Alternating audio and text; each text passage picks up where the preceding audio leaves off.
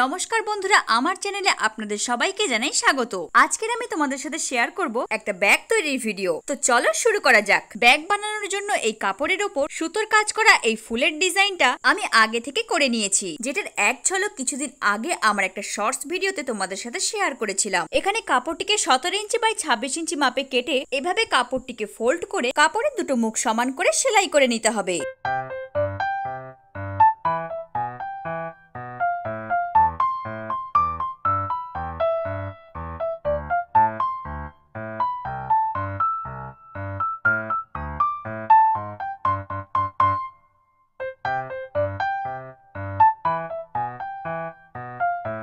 এবার সেলাই করা অংশটিকে মাঝ বরাবর রেখে তলার পোর্শনের মাপ অনুযায়ী ব্যাগের তলার পার্টটিকে 3 ইঞ্চি বাই 10 ইঞ্চি মাপে কেটে নিলাম, আর ওই পার্টটিকে এভাবে জয়েন্ট করে চারিদিকে সেলাই করে নেব।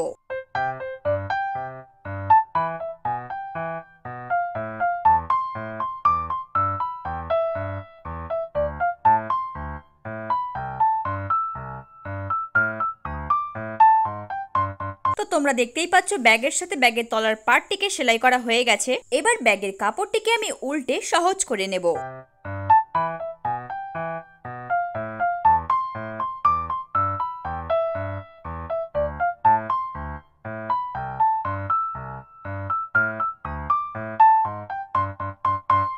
এবার ব্যাগের হ্যান্ডেল বানানোর জন্য 2 ইঞ্চি বাই 33 ইঞ্চি মাপ করে দুটো লম্বা ফিতে কেটে নিয়েছি, যেগুলোকে এখন এভাবে ভাঁজ করে সেলাই করে নিতে হবে।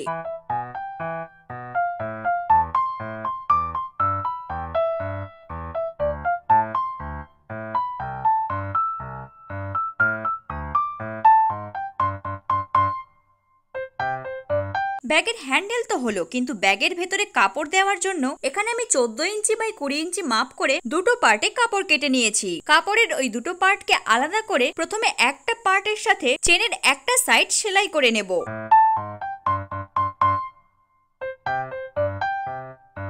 এবার সেলাই করা অংশটিকে ভাঁজ করে ওপর থেকে একটা চাপ সেলাই দিয়ে নিতে হবে।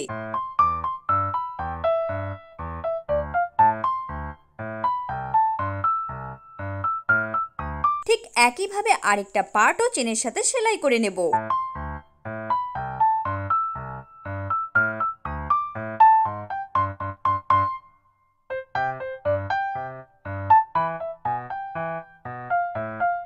যেহেতু চেনের দুদিকে কাপড়ের দুটো পার্টকে সেলাই করে নিয়েছি, তাই এবার কাপড়ের দুটো পার্টকে এভাবে এক জায়গায় করে বাকি তিনটে দিকও সেলাই করে নিতে হবে।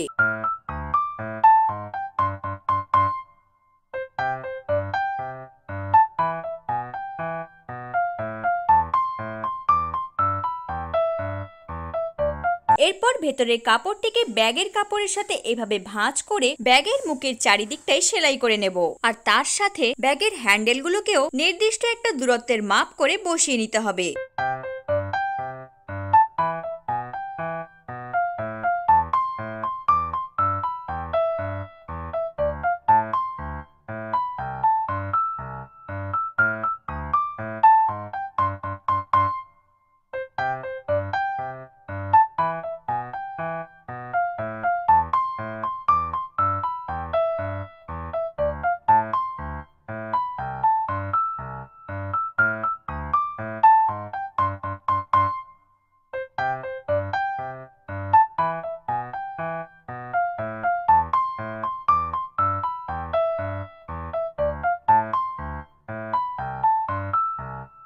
তো তোমরা দেখতেই পাচ্ছ যে ব্যাগ বানানো কিন্তু আমার কমপ্লিট।